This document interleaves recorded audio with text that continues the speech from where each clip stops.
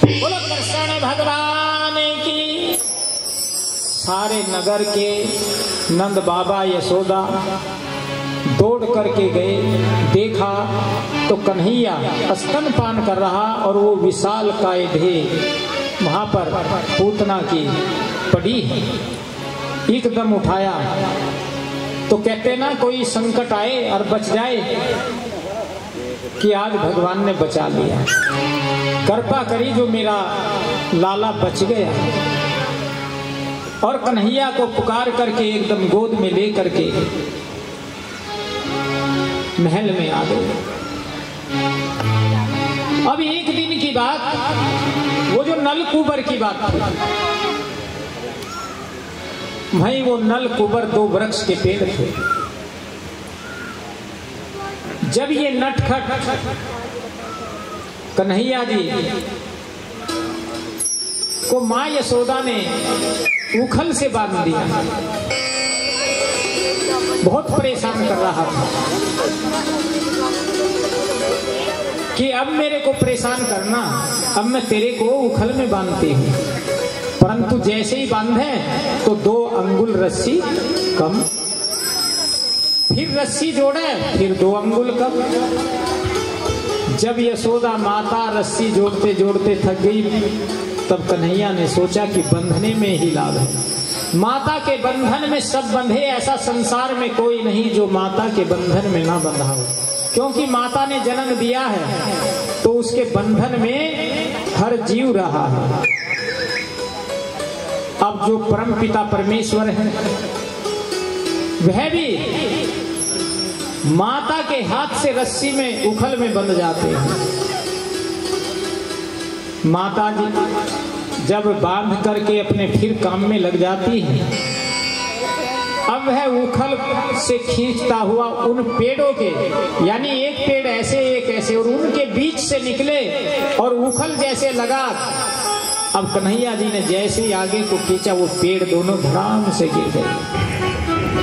उनके अंदर से 2 दिव्य पुरुष प्रकट हो गए पेड़ों में से, और हाथ जोड़ करके कन्हैया को प्रणाम किया कि हम आज श्राप से मुक्त हुए आपकी कृपा से, आपके चरण लगने से।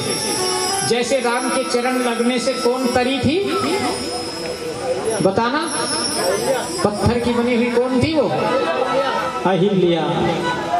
ऐसे यहाँ चरण लगने से वृक्षों को नलकुबर जो श्रापित थे उनको दिव्य देह प्राप्त होगी, चरण लगने से, चरण स्पर्श से। चरण स्पर्श की महिमा बताते हैं।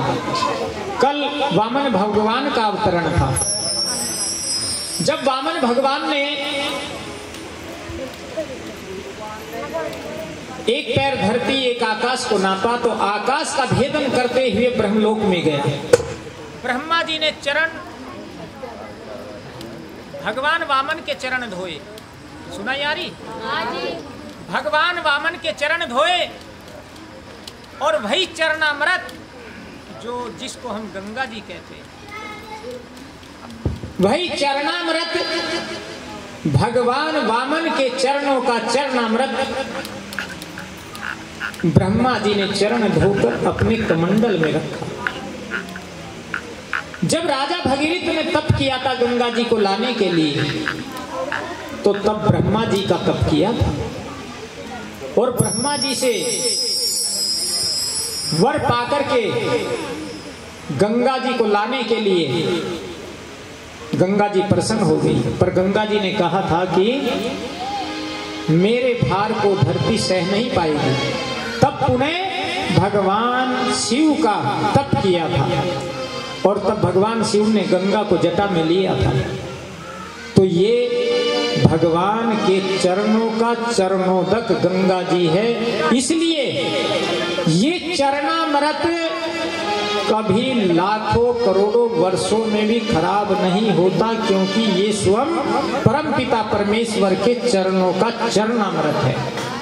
और साक्षात धरती पर अगर कुछ है भगवान का, तो ये चरणामृत है, गंगा जी। जय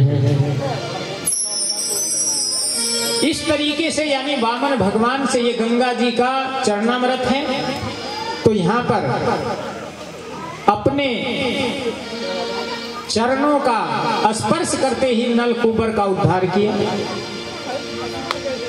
एक राक्षस दैत्य का और कोई नाम बताओ, किसी की याद है? इधर बता रहे थे, किसी राक्षस का याद है? बहुत राक्षस जिनका उद्धार किया भगवान। धेनुकासुर, यानी धेनुकासुर ने जब गाय चरा रहे थे तो एक बैल का रूप धारण किया, सांड का, और वो भगवान कृष्ण को मारने के लिए यानी गायों में बढ़ जाए। भगवान ने तो पहचान लिया ये धेनुकासुर राक्षस है। और फिर जैसे ग्वाले खेलते थे, धेनुकासुर एकदम बैल का रूप से मनुष्य यानी ग्वाले का रूप धारण किया और ग्वालों को उठा करके एक गुफा में बंद करने लगा। उसने एक एक करके यानी गुफा में बंद कर दिए। तब भगवान ने धेनुकासुर का यानी जैसे वो गायों में बैल बन करके आ रहा था, तभी एकदम सींग उसके पकड़े और उसको जैसे रस्सी घुमा दे, इस तरीके से पटक करके भगवान ने धेनुकासुर का वध किया और पुनः ग्वाल बालों को गुफा से निकालकर नगर में प्रवेश किया गायों सहित। बोलो कृष्ण भगवान की। इस प्रकार लीला करते हुए ब्रह्मा जी के मन में आया कि ये नंद बाबा के यहाँ जो कन्हैया है ये बड़ी लीला कर रहा, मैं भी परीक्षा लूं। ब्रह्मा जी आए, आकर के उन्होंने जैसे ग्वाले खेल रहे थे, ग्वालों सहित गायों सहित सबको अपनी माया से उठाया और एक गुफा में बंद कर दिया। किसने किया? ब्रह्मा जी। जब गुफा में बंद कर दिया, भगवान ने अपनी माया से पुनः ज्यों के तू उतनी ही गाय उतने ही ग्वाले गोप बना दिए। शाम का समय हुआ और नगर में प्रवेश किया। प्रतिदिन चलता रहा। जैसे कलयुग यानी कलयुग का 3.5 लाख वर्ष और ब्रह्मा के 12,500 वर्ष, ब्रह्मा का 1 दिन और मानव के 100 दिन। इस प्रकार ब्रह्मा जी जब उन चुरा करके ले गए तो उनको ध्यान ही नहीं रहा। भगवान अपनी लीला जू की तू करते रहे। ब्रह्मा जी ने देखा, अरे मानव के तो 100 दिन हो गए। तब वे आए तो भगवान कृष्ण को देखा तो लीला जू की तू उतने ग्वाल उतने गैया जू के तू चले। ब्रह्मा जी ने गुफा में जाके देखा, वहां जू के तू, वहां आए तो जू के तू, देख करके चकित हो गए।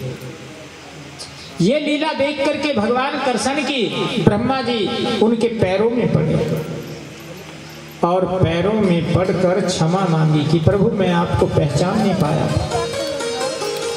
क्षमा करना। यहाँ ब्रह्मा जी स्तुति करते हैं। स्तुति का मतलब यानी प्रार्थना करते हैं। बोलो कृष्ण भगवान की। इस तरीके से भगवान ने अनेक लीलाएं की। अब एक दिन की बात, गोपियां, जितनी गोपियां थी उन्होंने निर्णय किया कि हम कृष्ण को पति रूप में प्राप्त करें और उन्होंने 1 महीने का पतिव्रत यानी नियम किया और 1 महीना व्रत करने के बाद उनको यमुना जी में स्नान करके आना था। व्रत पूरा होने के बाद 1 महीना व्यतीत हो गया। प्रतिदिन भगवान कृष्ण का ध्यान करती और मन में कामना थी कि यही हमारे पति रूप में हमें प्राप्त हो।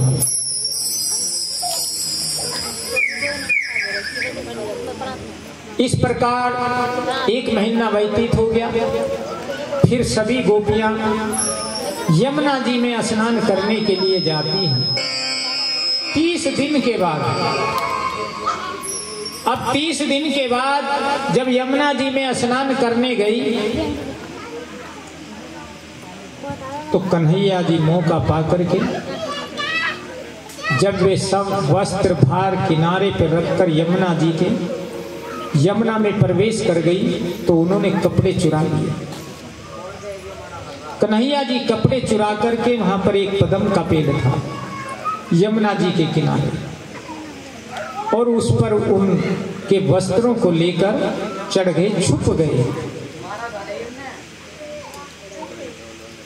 जब स्नान करके उन्होंने वस्त्रों को देखा, वहां वस्त्रों को नहीं पाया और यमुना जी में खड़े खड़े कहने लगी कि हमारे वस्त्र चुराकर कौन ले गया। परंतु कन्हैया जी बोलते नहीं, पत्तों में छिपे हुए हैं पद्म के पेड़ में। एक गोपी ने पेड़ पे चढ़े हुए कन्हैया को देख लिया और पेड़ पे कपड़े जैसे थे, कपड़ा भी, कि हमारा चोर वहां है,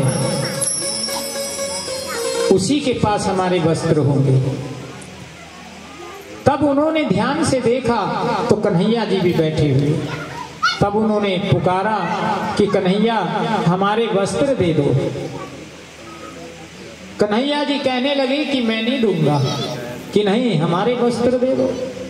तुमने हमारे वस्त्र आपको चुराने नहीं चाहिए थे, कि मैं नहीं दूंगा।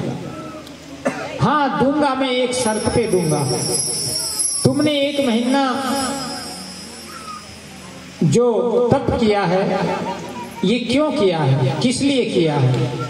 सारी गोपियां शर्मा गई, क्योंकि पति रूप में वह व्रत कर रही थी। मुख से कोई नहीं बोल रही कि नहीं सच बताओ, ये तुमने व्रत जो किया 1 महीने का क्यों किया? कोई बता नहीं पा रही। तब कन्हैया ने कहा कि तुमने मेरे को पति रूप में पाने के लिए व्रत किया है, तो यमुना जी से इसी अवस्था में आओ, मैं वस्त्र नहीं दूंगा। मेरे पास पेड़ के पास आकर के आओ, मैं ऊपर से तुम्हें वस्त्र दूंगा। कि कन्हैया जी नहीं, हमको शर्म लग रही, हम नहीं नग्न अवस्था में नहीं आएंगे। परंतु कन्हैया जी ने कहा देखो, नग्न अवस्था में स्नान नहीं करना चाहिए। जल के देवता कौन है, किसी को पता है? कोई बताओ। जल के देवता का नाम वरुण देवता। वरुण जी जल के देवता हैं। तुमने स्नान किया तो वरुण देवता का अपमान किया। जब जल से बाहर आओगी तो सूर्य देव तुम्हें देखेंगे, वायु, ये सब जो ऐदृश्य रूप में है वो तुम्हें देखेंगे नग्न अवस्था में, तो तुमको श्राप लगेगा। इसलिए तुम्हें श्राप से भी मुक्त होना है। और फिर मेरे से कहें की शर्म, क्योंकि मेरे को पति रूप में पाने के लिए तुमने व्रत किया है, तो नग्न अवस्था में आओ, लोक लाज छोड़ दो। तो इस प्रकार भगवान ने उनको श्राप से मुक्त किया, उनके वस्त्र दिए। बोलो कृष्ण भगवान की। अब ये गोपियों ने भी नाम का सिमरन किया कन्हैया के, और 1 महीना व्रत रखा, उपवास। तो भगवान ने उनकी मनोकामना पूरी की। अब हम भी 2 मिनट के लिए नाम का सिमरन करेंगे।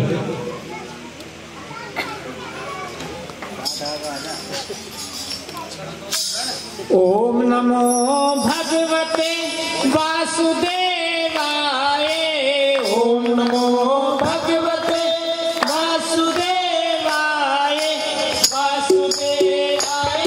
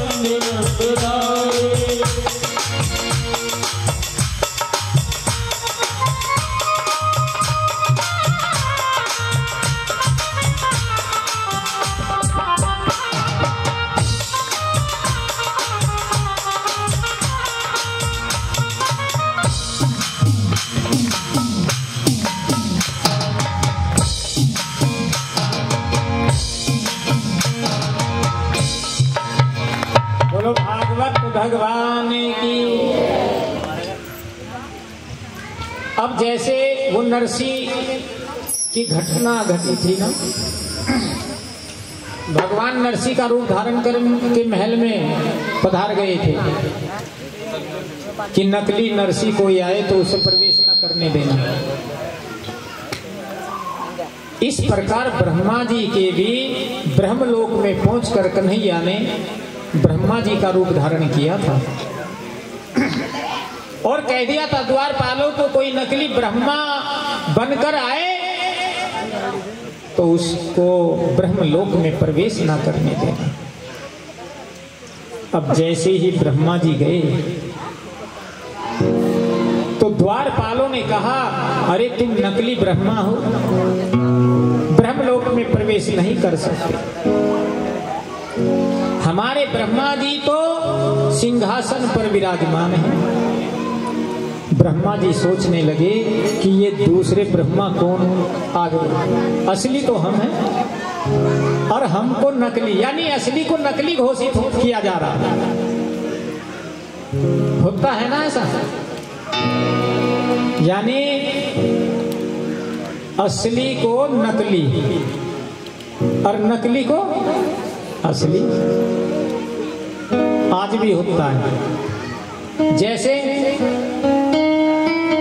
जो अत्याचारी होते वे बाहर और उनके बदले में, यानी जिन्होंने कुछ कर्म ही नहीं किया गलत, वे जेलों में पड़े। तो इस प्रकार यानी जैसे नरसी का भगवान ने महल में प्रवेश करके रूप धारण किया था, तो यहाँ ब्रह्मा जी का, ब्रह्मा जी समझ गए कि जिनकी मैंने परीक्षा ली उन्होंने ये स्वरूप धारण करके ब्रह्मलोक में प्रवेश किया हुआ। वहीं से भगवान को पुकारना शुरू कर दिया कि प्रभु मेरे को क्षमा करना और मेरे को ऐसी शक्ति देना जीवन में मेरे को ये अहंकार ना आए। यानी ब्रह्मा जी समझते थे कि मेरे से शक्तिशाली कोई है ही नहीं। तब भगवान ने उसका सिंहासन वापिस किया। बोलो कृष्ण भगवान की। इस प्रकार भगवान लीला करते हुए, एक दिन की बात है, उनके मन में आया कि मैंने ब्रह्मा जी का मान भी मर्दन कर दिया, कालिए नाग का मान भी मर्दन कर दिया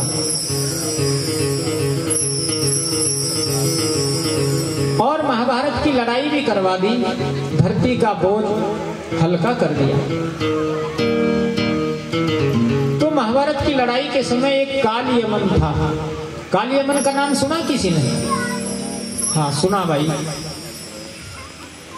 कालियमन भगवान का एक नाम रणछोड़ पड़ा है। भगवान का एक नाम रणछोड़ पड़ा है। तो वो कालियमन से भगवान युद्ध में यानी लीला करते हैं डरने की, और कालियमन से युद्ध करते करते भाग लेते हैं और कालियमन उनके पीछे पीछे दौड़ता है।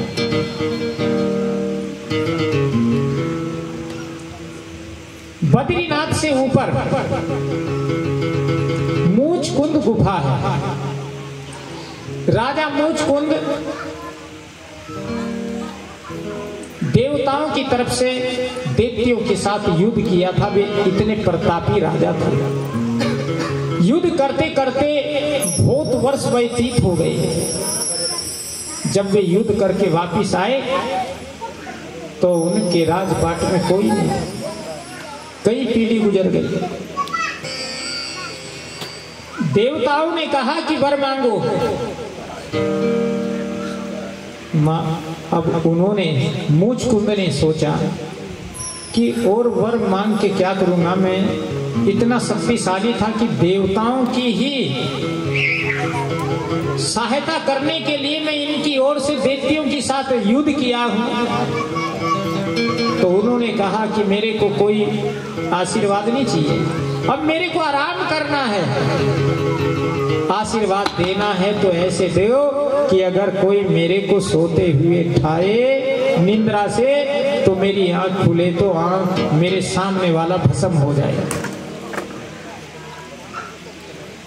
बोलो कृष्ण भगवान की जय हो। यानी सामने वाला भस्म हो जाए। तब भगवान लीला करते हुए दौड़ते दौड़ते बद्रीनाथ से ऊपर जहां मूचकुंद गुफा थी उसमें प्रवेश करते हैं। कालियमन उनके पीछे पीछे और अपना पीतांबर उतारा और भगवान कृष्ण ने उस काली यानी मूचकुंद के ऊपर उड़ा दिया और अपने आप गुफा की आड़ ले ली। एक साइड खड़े हो गए। कालियमन दौड़ता हुआ आया और एकदम से ठोकर मारता है और कहता, अरे तू मेरे से छुपकर भगोड़े यहाँ पड़ा है। अब जैसे ठोकर मारी तो मूचकुंद की जब आंख खुली और जब दृष्टि डाली तो कालियमन भस्म होकर के राख की ढेर हो गया। एकदम सामने भगवान कृष्ण मूचकुंद देखते हैं कि प्रभु प्रणाम किया, प्रार्थना की। मूचकुंद बड़ा खुश हुआ तो कालियमन को यहां भगवान ने भस्म करा दिया। बोलो कृष्ण भगवान की।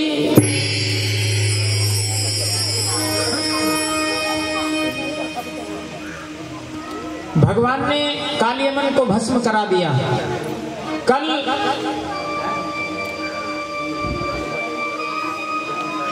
समुद्र मंथन की कथा थी। अब उसमें जो अवतार भगवान ने लिया था नाम याद है ना? है? नाम याद है? किसी की इधर इधर इधर उधर किसी की नाम याद है? भगवान ने समुद्र मंथन के लिए अवतार लिया था। खड़े होकर बताओ। हाँ, कश्यप अवतार। हथेली बजा दो भाई। यानी कश्यप अवतार लिया था। वह क्यों लिया था, क्या काम किया था, ये जो बताएगा। कल बताया था भगवान ने कश्यप अवतार समुद्र मंथन के लिए लिया। उस अवतार से क्या किया उन्होंने ये जो बताएगा। तो एक माला हमारे पास है, उसे भागवत पीठ से मिलेगी और 101 रुपए मिलेंगे। जो बताएगा देख लो, कल लीला में बताया गया। वो माइक दिए भाई, बिना रीड वाला। चल वैसे ही बता देना, जोर से देख के कौन बताता है। खड़े हो तो बताओ भाई, जिसका नंबर आएगा ये भागवत पीठ से उसे ही तो इनाम मिलेगा। है? कोई भी बताओ। है? पर्सन है। समुद्र मंथन हुआ, लीला थी ना कल, ये कथा आई। समुद्र मंथन में भगवान ने कश्यप का अवतार लिया। जब समुद्र मंथन हुआ तो उन्होंने क्या किया उस अवतार में? जैसे है? हाँ बोलो। वो तो मोहिनी रूप हो गया। हम कह रहे कश्यप अवतार।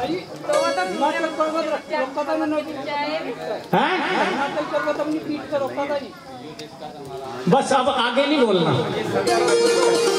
अब जो एक बार बोल दे चुप। हाँ बोलो।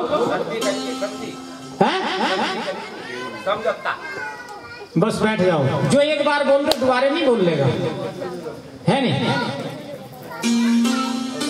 और कोई बोल लो। किसी की याद नहीं रहा है? हाँ देवासुर संग्राम के लिए बस हो गया था। नहीं अब फिर तो पर्सन हो गया। अच्छा किसी की याद नहीं यानी पर्सन। उत्तर उसका है। इसने बताया तो पर अधूरा बताया। इसके लिए अधूरे की ही हथेली बजा दो एक बार, पर इनाम थोड़ा ही मिलेगा भाई। अधूरे उत्तर पे इनाम मिले कोई है? जो पूरा अब भी पूरा उत्तर बता दो 101 रुपए और माला इनाम है भागवत पीठ से। और कल बताया हमने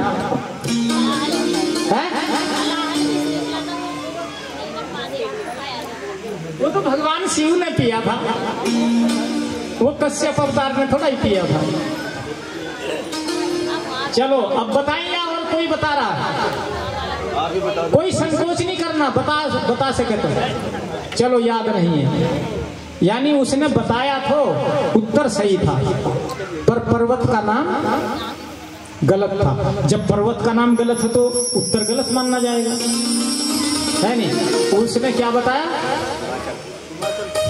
हिमाचल हिमालय पर्वत बताया, है नहीं? और वो था मदराचल पर्वत। पर्वत क्या था? जब वो समुद्र मंथन कर रहे थे तो वो मंदराचल पर्वत नीचे जा रहा था। जब नीचे जा रहा था देवता और देवतियों पर रुक नहीं रहा था, वो बहुत जोर लगा रहे थे। तो भगवान ने उसको आधार देने के लिए यानी कश्यप का रूप धारण करके उसको ऊपर किया था जब समुद्र मंथन हुआ था। उत्तर सही बताया पर पर्वत का नाम नहीं बताया। बोलो भागवत भगवान की।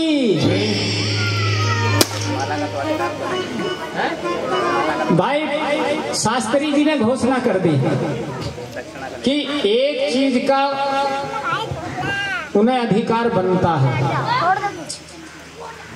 माला का। तो माला भाई ऊपर रखी, निकाल कर लाओ। ये तुम भी साथ जाओ, इसे पता नहीं।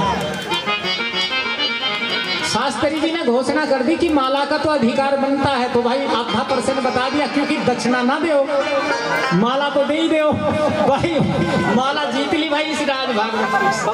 बोलो भागवत भगवान की।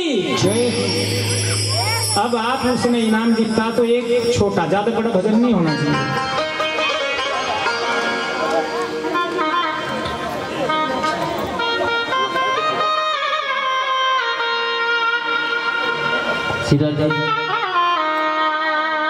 मैं तो चली ही वृंदावन राणा, वो मैं तो चली ही वृंदावन राणा, मेरे तो भाग जगे राणा जी